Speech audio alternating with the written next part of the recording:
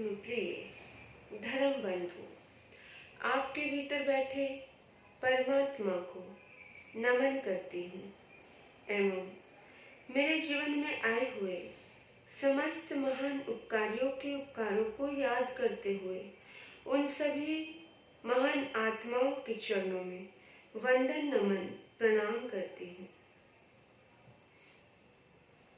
धर्मानुरागी धर्म बंधुओं, जिंदगी में हमारे पास सब कुछ होने के बावजूद भी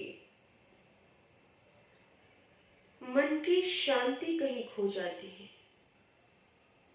लाखों का वैभव, करोड़ों का वैभव हमारे आसपास बिखरा हुआ है। रिश्ते भी हमारे पास हैं।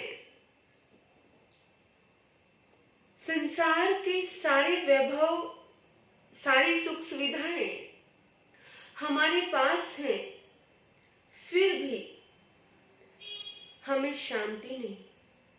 हमारा मन बड़ा बेचैन सा रहता है, मन में बड़ी अशांति सी रहती है।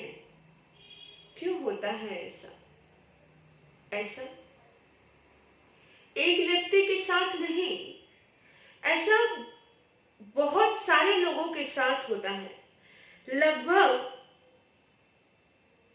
हर दूसरे व्यक्ति के साथ ऐसा होता है कि उसे मालूम ही नहीं होता कि मन क्यों नहीं लग रहा है। उसे मालूम नहीं होता कि मन की खुशी क्यों छिन गई है।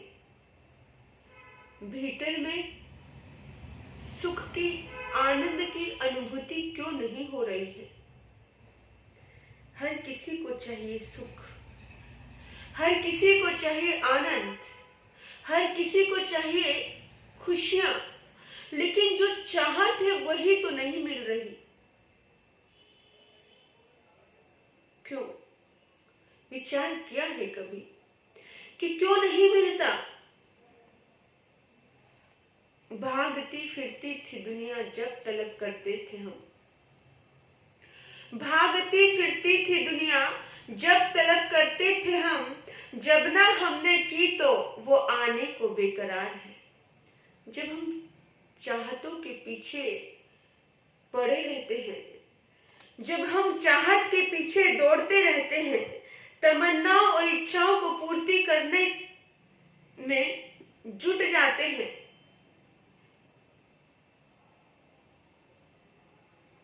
तब तमन्नाएं, इच्छाएं कैसी होती है पता है? एक पूरी हुई, दूसरी खड़ी हो गई, दूसरी पूरी हुई, तीसरी और खड़ी हो गई। इंसान बूढ़ा हो जाता है, लेकिन उसकी तमन्नाएं, उसकी इच्छाएं बूढ़ी नहीं होती। वो हर दूसरे पल हमें जवान दिखती है। एक व्यक्ति के साथ भी यही घटना घटी। उसका उदाहरण लेकर के हम समझते हैं और हमें बहुत बड़ी समझ मिलेगी कि इन इच्छाओं के तूफान में, इन तृष्णाओं के तूफान में हमारे मन की शांति कहीं खो गई है। हमें कैसे मिलेगी वो शांति? क्योंकि हर व्यक्ति शांति खोज रहा है। इंसान पहाड़ों पे जाता है, इंसान जगह जगह मंदिरों में, तीर्थों में, ऐसी कोई स्थान नहीं है जहां इंसान शांति और आनंद को खोजने के लिए दौड़ नहीं रहा है, जा रहा है। जहां पर कह दो, इंसान दौड़ता जा रहा है, दौड़ता जा रहा है, दौड़ता ही जा रहा है। एक सेठ, उसके पास लाखों करोड़ों की संपत्ति थी, पूरा भरा पूरा परिवार था, वैभव की कमी नहीं थी, किसी वस्तु का अभाव नहीं था। इतना सब होने के बावजूद भी उसका मन हमेशा बेचैन रहता था, हमेशा बेचैन, हमेशा उदास, हमेशा कुछ कमी लगती थी, कुछ भीतर भीतर में टूटता था, खोया खोया सा रहता था।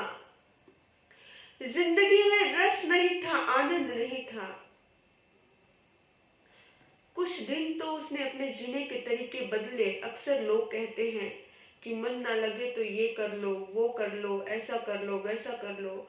उसने वो सब किए, घूमने गया, उसकी इच्छाएं जो भी हुई उसने सब इच्छाएं पूरी की, सब इच्छाएं। लेकिन एक चाह पूरी करता दूसरी पैदा हो जाती, दूसरी पूरी करता तीसरी पैदा हो जाती। ऐसे एक चक्रव्यूह में उसका जीवन फंस चुका था। उसकी चिंता समाप्त नहीं हुई। इतना परेशान हो गया कि उसका शरीर गिरने लग गया, बीमार रहने लगा। वो वैद्यों को दिखाता, डॉक्टरों को दिखाता। कुछ बीमारियां तन की नहीं होती हैं, कुछ बीमारियां मन की होती है। मन का असर हमारे शरीर पर पड़ता है, और वो जब शरीर पर असर पड़ता है तो कब शरीर ठीक होगा? डॉक्टरों के पास जाने से नहीं। डॉक्टरों के पास जाने से शरीर ठीक नहीं होता है। शरीर ठीक होता है मन को ठीक करने से। हमारा यहाँ डिस्टर्ब है तो हमारा बाहर शरीर भी डिस्टर्ब होने में टाइम नहीं लगता है। मेरे बंधुओं, अब वो इतना परेशान हो गया, डॉक्टर और वैद्यों के चक्कर काटते काटते किसी एक अच्छे व्यक्ति ने उसे सलाह दी। अच्छे लोग दुनिया में बहुत कम होते हैं जो सही सलाह दे। सलाहकार सही होना बहुत जरूरी है हमारी जिंदगी में। एक सलाहकार अगर हमें गलत मिल गया तो हमारे जीवन को पूरी तरह से पलट कर रख देता है। गलत व्यक्ति की सलाह पर अगर हम चल दिए तो जीवन में जीना दुर्भर हो जाता है, पूरा जीवन पलट जाएगा। इसलिए बोला है कि समझदार व्यक्ति से सलाह लेना, और अगर सलाह देने वाला समझदार है तो जीवन में फूल खिलेंगे। वो व्यक्ति समझदार था जिसने सलाह दी। उसने कहा कि सेठ जी, आप मन से बीमार लगते हो तो ऐसा करो, आप जाओ किसी ऊंचे पहुंचे हुए उस महात्मा के पास। बोला कौन महात्मा? बोला अमुक अमुक पहाड़ी पर वो महात्मा रहता है, उस महात्मा के पास जाइए आप। वहां पर आपको आपकी समस्या का समाधान मिल सकता है। बोला अच्छा? बोला हाँ, जाओ। और वो चल पड़ा, उस पहाड़ के शिखर पर पहुंच गया जहां पर संत रहते थे, संत ध्यानस्थ थे। वो व्यक्ति बैठ गया। बैठने के बाद उससे पूछा गया, जैसे ध्यान खोला, उसने कहा गुरुदेव प्रणाम आपको, आपकी बड़ी ख्याति सुन के आया हूं। आपके नाम के चर्चे हैं गुरुदेव कि आप हर समस्या का समाधान कर देते हो। मुझ पर भी कृपा करो गुरुदेव, मेरा मन बड़ा अशांत रहता है। मेरी जिंदगी में किसी चीज की कमी नहीं है, लेकिन अप डाउन लगा रहता है। कभी खुशी आती है, कभी दुख आता है, कभी मन बुझ जाता है, कभी मन प्रकाशमान हो जाता है। यानी कभी सुख कभी दुख, ऐसा उतार चढ़ाव। मैं बहुत डिस्टर्ब हूँ कि क्या करूं। साधु ने उसकी बात ध्यान से सुनी और सुनकर के कहा कि अमुक नगर में एक बहुत बड़ा धनी सेठ है, आप उसके पास जाइए, वहां आपको आपके मन की शांति मिल जाएगी, वहां पर आपको आपकी समस्या का समाधान मिल जाएगा। वो तुम्हें रास्ता जरूर बताएगा, तुम्हें एक शांति की विधि मिलेगी वहां से। ये संत ने किसको बोला? उस व्यक्ति को बोला। सेठ ने सोचा कि साधु उसे बहका रहा है, ऐसे ही कह रहा है। उसने साधु से कहा कि नहीं स्वामी, नहीं गुरुदेव, मैं तो आपके पास आया हूँ, आपको ही मेरा उद्धार करना है, आपको ही मेरा कल्याण करना है, मुझे इधर उधर भटकना नहीं है, मैं आपके श्री चरणों में आया हूँ। लेकिन साधु ने फिर दोबारा वही बात दोहराई कि अमुक नगर में अमुक धनपति सेठ रहता है, वहां जाओ, वहां जाकर के तुम्हें तुम्हारी समस्या का समाधान मिलेगा। अब संत वचन तर्क से रहित होता है। संत से तर्क मत करना। जहां तर्क होता है वहां नरक का जन्म होता है। और अक्सर हम लोग तर्क में उलझे रहते हैं। ऐसा क्यों, वैसा क्यों, ये क्यों, वो क्यों। मतलब अगर कुछ किसी ने कहा है और अगर उस भाव से उसे ग्रहण कर लोगे तो पता नहीं तुम्हारा कितना बड़ा उद्धार और कल्याण हो सकता है। आपको लगेगा कि अरे ऐसा थोड़ी होता है, वैसा थोड़ी होता है, ऐसा कैसे। 100 बातें हमारे दिमाग में आ जाती है, लेकिन उन 100 बातों की तरफ मत भागिए। सिर्फ श्रद्धा से अगर आप किसी संत के द्वार पर पहुंचे हो और उन्होंने कुछ कह दिया जो आपके मन को, आपके दिमाग को नहीं जचे, फिर भी श्रद्धा से काम कर लेना, क्योंकि श्रद्धा में बड़ी ताकत होती है। कहते हैं मानो तो देव, नहीं तो पत्थर, है ना। अगर मान लिया तो देवता वरदान बरसा देते हैं। मानने के ऊपर सारा का सारा खेल है। अगर दिल से स्वीकार कर लिया, मेरे बंधुओं, इस दुनिया में सब कुछ भावनाओं के ऊपर ही तो है, श्रद्धा के ऊपर ही तो है। कुछ लोगों ने साक्षात परमात्मा को भी पत्थर मारे। इस धरती पे जब महान पुरुष थे तब लोगों ने उनको उस नजर से देखा ही नहीं। उनकी बात मानना तो बहुत दूर की बात है, उनकी बात को समझना तो बहुत दूर की बात है। उन लोगों ने उन्हें पत्थर मारे। उनका सम्मान तो बहुत दूर की बात थी, उन्होंने उनका अपमान किया, उन्हें दर्द दिया। और महापुरुषों के किस्से तो ऐसे ऐसे हैं कि उनके अपने लोगों ने ही उनको नहीं समझा। उनका जवाई भगवान महावीर का, जो हमेशा तर्क देता, चल माने चलिए, सिर्फ इतना सा सूत्र की वजह से भ्रांति हो गई और बोला और अपनी विचारधाराएं अलग कर दी। महावीर को नहीं माना, निंदा हुआ, महावीर के प्रति श्रद्धा नहीं हुई। उनकी ही बेटी भी दीक्षित हुई थी, महावीर की बेटी, वो भी अपने पति की समर्थन करने लगी और उन्हीं के साथ चल पड़ी। वो बात अलग है कि बाद में बेटी तो समझ गई, लेकिन जवाई तो बाद में भी नहीं संभला। महावीर का शिष्य गोशालक, जिस गोशालक ने सब कुछ महावीर से सीखा और महावीर से सीख करके महावीर को ही ललकार दिया और महावीर के प्रति ही तर्क करने लगा कि तीर्थंकर वो नहीं, तीर्थंकर मैं हूं। विचार करना कि जब जब भी तर्क का जन्म होता है तो व्यक्ति अपना सब कुछ खो देता है। अगर आप किसी संत के चरणों में गए हो, अगर आप किसी से कुछ सलाह लेने गए हो और अगर आपको पता है कि यहाँ से मुझे कुछ रास्ता मिलेगा, तो श्रद्धा और भक्ति से उस पर विश्वास करके उस राह पर चलना। उसने सोचा कि संत ने कहा है तो चलो इस बारे में तर्क करने से अच्छा है कि संत की बात मान ली जाए। वो रवाना हो गया। वो रवाना होता है और वहां पहुंच करके वहां क्या देखता है कि वो सेठ, करोड़ों-पति, अरबों-पति, चारों तरफ व्यापार फैला पड़ा है। इधर से काम, उधर से काम, इधर से काम, इतने वर्कर्स, इतने लोग। उस धनिक का चेहरा खिला पड़ा है फूल के जैसे, कोई चिंता नहीं, कोई अवसाद नहीं, कोई तनाव नहीं, बड़ा मस्त है। वो अनेकों झंझटों से घिरा हुआ भी मस्त है, पर झंझट बहुत है। इतने झंझट देख करके वो व्यक्ति जो मन की शांति के लिए गया था, जो अपने मन की शांति का रास्ता पाना चाहता था, वो सोचने लगा कि ये व्यक्ति इतना उलझा पड़ा है, उलझा हुआ व्यक्ति भला मुझे क्या रास्ता दिखाएगा। लेकिन संत की बात पर भरोसा था कि चलो उन्होंने कुछ सोच करके ही मुझे उनके पास भेजा होगा। इतने में वो ये सोच ही रहा था तो एक व्यक्ति मुंह लटका करके आया, आंखें भरी हुई है। सेठ जी हम बर्बाद हो गए।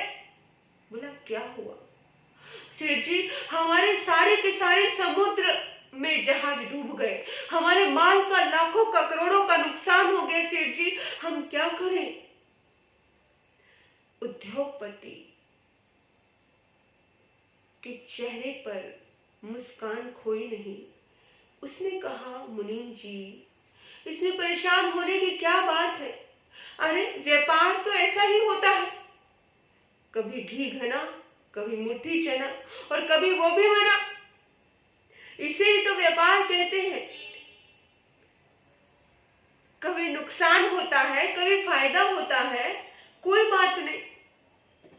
और इतना कहकर के वो अपने दूसरे काम में जुट गया। याद रखना, जो सक्सेस हो गए हैं लोग, जो जिंदगी में आगे बढ़े हैं लोग, उन लोगों के जीवन में और हमारे जीवन में क्या अंतर है?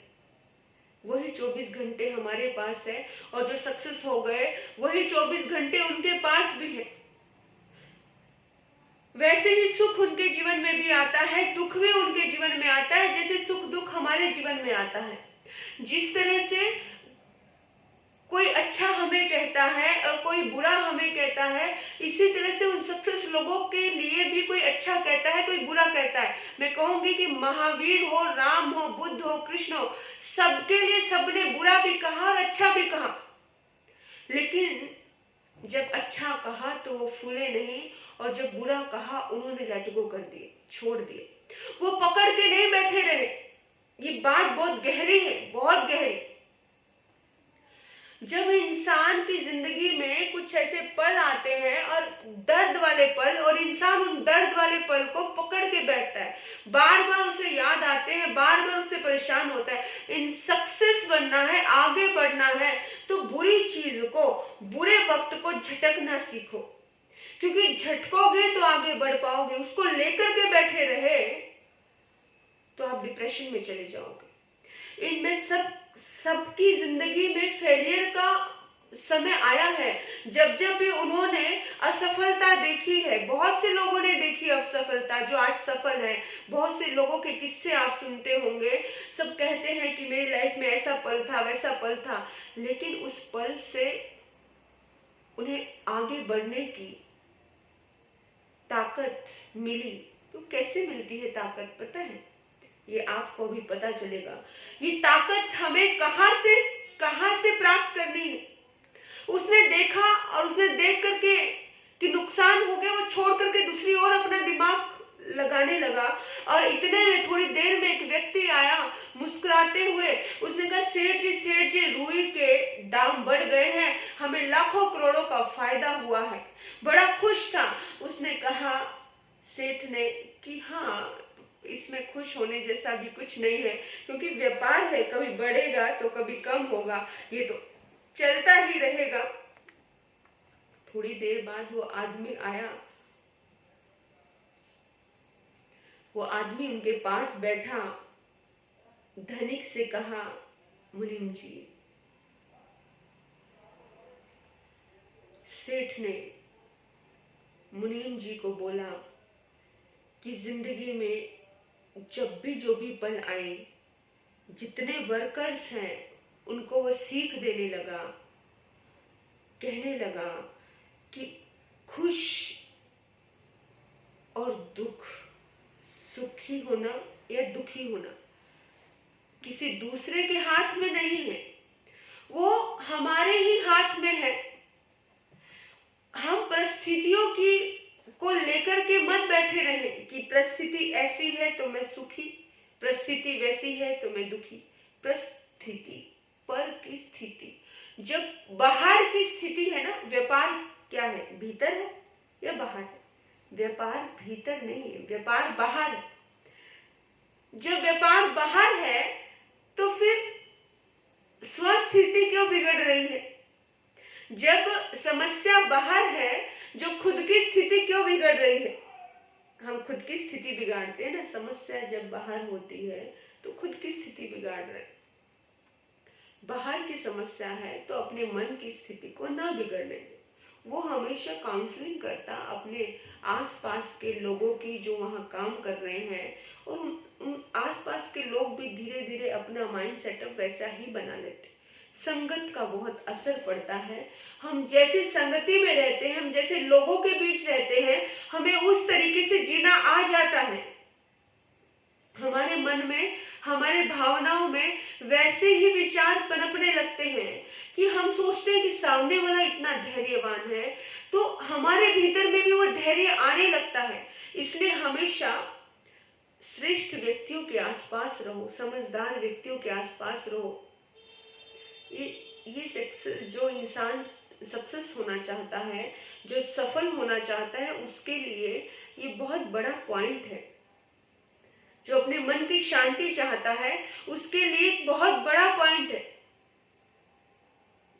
हम बाहर में अपने आप को बहुत फैलाते हैं, और जरा आंखें बंद करके मन में देखना कि बाहर में हम जिस तरह से अपने आप को फैला रहे हैं, जिस तरह से अपने आप को दिखा रहे हैं, जैसा मुखौटा हमने बाहर में तैयार किया है, क्या वैसा मैं भीतर हूँ? क्या एक्चुअली मैं ऐसा हूँ? क्या मैं ऐसा ही बनना चाहता हूँ? क्या मैं यही चाहता हूँ जो तुम चाहते हो, जैसा तुम चाहते हो? उसके ऊपर विचार करो। अक्सर दुनिया के लोग कितनी भी ग्रो कर ले, कितना भी आगे बढ़ जाए, एक चरम लक्ष्य होता है इंसान का, वो है शांति। वो शांति पाना चाहता है, कितना भी आगे बढ़ जाए, उसके बाद उसको लगता है कि बस अब मुझे शांति चाहिए। क्या जो भी कुछ हो रहा है आज, मेहनत, वो सब शांति के लिए हो रही? विचार करना। ये सारा दृश्य कौन देख रहा था? सेठ को लाखों का नुकसान हुआ तब सेठ मुस्कुरा रहा है, फायदा हुआ तब सेठ मुस्कुरा रहा है। और वो जो व्यक्ति अपने मन की शांति चाहता था, तो एकदम से उसको अपनी समस्या का समाधान मिल गया। कि कुछ लोग इस दुनिया में ऐसे भी होते हैं जिनका जीवन ऐसा होता है जैसे जल के ऊपर नौका, कि जल में रहने के बावजूद भी नौका उस जल से अलग रहती है, उस जल को अपने भीतर में प्रवेश नहीं करने देती है, वो पानी के ऊपर चलती है, और जो उसमें बैठ जाता है उसको भी डूबने नहीं देती है। ऐसा ही हमारा जीवन हो तो कितना आनंद आ जाए कि हम तो ऊपर ऊपर सारी परिस्थितियां, सारी परेशानियां सबके ऊपर चले, और जो हमारे साथ होले उन्हें भी कोई दिक्कत ना हो, उनको भी शांति मिले, आनंद मिले। ये कैसे होगा? चाहते तो हम भी हैं, हर कोई चाहता है ना मन की शांति। कैसे मिलेगी मन की शांति? चाहते तो हम भी हैं कि ऐसी मन में समता जागे, ऐसे मन में शांति हो, किंतु चाहने मात्र से समता आ जाए, चाहने मात्र से शांति आ जाएगी? बोलो, चाहने मात्र से आते हैं क्या? नहीं, हर दिन मन को मार्गदर्शन देना पड़ेगा, हर दिन प्रैक्टिस करनी पड़ेगी। ये प्रैक्टिस किए बिना नहीं आती। इंसान कहता है मुझे गुस्सा बहुत आता है, मुझे ऐसा नेगेटिव विचार बहुत आते हैं, मुझे ये बहुत आता है। ये सारी चीजें हमारे मन से हमें स्ट्रॉन्ग करनी पड़ेगी। कैसे मन से स्ट्रॉन्ग करना है? अपने आप को कैसे स्ट्रॉन्ग करना है? हर दिन सुबह उठ करके संकल्प लेना है कि आज के दिन कैसी भी परिस्थिति आ जाए, मैं अपने मन को डिस्टर्ब नहीं होने दूंगा या डिस्टर्ब नहीं होने दूंगी। कैसी भी परिस्थिति आ जाए, जीवन में अच्छा और बुरा जो भी आए, वह अपने ही कर्मों के प्रति फल आता है। मैं उनको अपना कर्म समझ के उसे स्वीकार करूंगी। जो मैं बदल सकती हूँ उसे मैं बदलूंगी, जो मैं नहीं बदल सकती उसे मैं स्वीकार करूंगी। और इस तरह का मन में चिंतन लगातार देते रहना, अपने भीतर में समता का दीप जलाना है। मेरे बंधुओं, हर दिन संकल्प करो कि आज मैं गुस्सा नहीं करूंगा, आज मैं कैसी भी स्थिति हो जाए, आज मैं किसी के मन को डिस्टर्ब नहीं करूंगी, आज मैं किसी के मन को बेचैन नहीं करूंगी। आज मेरे साथ अगर कुछ बुरा भी होगा तो मैं आज उसको पकड़ के नहीं बैठूंगी। आज किसी ने मुझ पर कमेंट पास कर दिया कुछ, तो उसको इग्नोर कर दूंगी। अपने आप से संकल्प करना, हर दिन एक संकल्प करना कि आज किसी ने किसी ने कितना भी बुरा कमेंट पास किया हो मेरे लिए, लेकिन उसके कमेंट पर मैं मुस्कुरा दूंगी। आज किसी ने मेरी निंदा की और कभी मेरे सामने भी निंदा कर दी, तो उस निंदा पे भी मैं मुस्कुरा दूंगी। मेरी गलतियों पे किसी ने मुझे डांटा, उस गलती को मैं स्वीकार कर लूंगी। मतलब समता, ऐसा संकल्प भगवान कहते हैं, जो व्यक्ति अपने आप से संकल्प करता है, संकल्पवान व्यक्ति अपने जीवन में संकल्प से सिद्धि होती है, अपने जीवन में ग्रो करता है, जो चीजों को, नेगेटिव चीजों को छोड़ना जानता है, जो बैठा रहे कि सुबह कुछ हुआ और रात भर सोचता रहे, अपनी नींद खराब करता रहे, वो जीवन में ग्रो करना कितना मुश्किल है उसका, क्योंकि वो वहीं अटका हुआ है, वहीं अटका हुआ है। हमें भी और आपको भी ये संदेश है महावीर का, बुद्ध का, कृष्ण का, कि अटको मत, अटकोगे तो वहीं पर रहोगे। अगर बढ़ना है तो भागना पड़ेगा, लेट गो करना पड़ेगा, छोड़ना पड़ेगा, जो छूट गया आगे चलो। कहते हैं चाह गई चिंता मिटी, चाह गई चिंता मिटी, मनुआ बेपरवाह। फालतू की चाहतों को तिलांजलि दे दीजिए और बेपरवाह होकर के अपनी जिंदगी में आगे बढ़िए। अपने मन की शांति की खोज अपने आप भीतर से प्रकट होगी, क्योंकि हर खोज का एक अंत होता है। कहते हैं तय होने के लिए ही बनी है जगत में सब दूरियां, हर दूरी तय होने के लिए बनी है। एक भक्त की परमात्मा की, जो आत्मा से परमात्मा की जो दूरी है, वो भी तय होने के लिए बनी है। जो फेलियर और जो सक्सेस है, वो दूरी भी तय होने के लिए बनी है। जो व्यक्ति, इंसान का जो दायरा है, वो दायरा तय होने के लिए ही बना है। तो जिंदगी में आगे बढ़ने के लिए हमें इन दूरियों को तय करना है। और दूरियों को तय कैसे करेंगे हम? कैसे करेंगे? कैसे करेंगे तय? अपने मन के संकल्प से कि मैं कर सकता हूं, आई कैन डू इट। और दूसरे को भी बोलो कि यू कैन डू इट, तुम भी कर सकते हो। तुम्हारे भीतर भी काबिलियत है, मेरे भीतर भी काबिलियत है, इस सृष्टि के प्रत्येक व्यक्ति के अंदर काबिलियत है सब कुछ करने की। अरे महापुरुष कहते हैं, महावीर कहते हैं कि तू भगवान बन सकता है, बोल, इतनी ताकत है तेरे अंदर। तो बाकी ये दुनियादारी की जो छोटी मोटी चीजें हैं, बिजनेस है, सक्सेस है, यहाँ पर सफलता है, नाम, फेम, ये सारी चीजें बहुत छोटी है, बहुत छोटी। अध्यात्म के शिखर पर जाने की ताकत हमारे भीतर में है, और उससे बड़ी ताकत और क्या हो सकती है?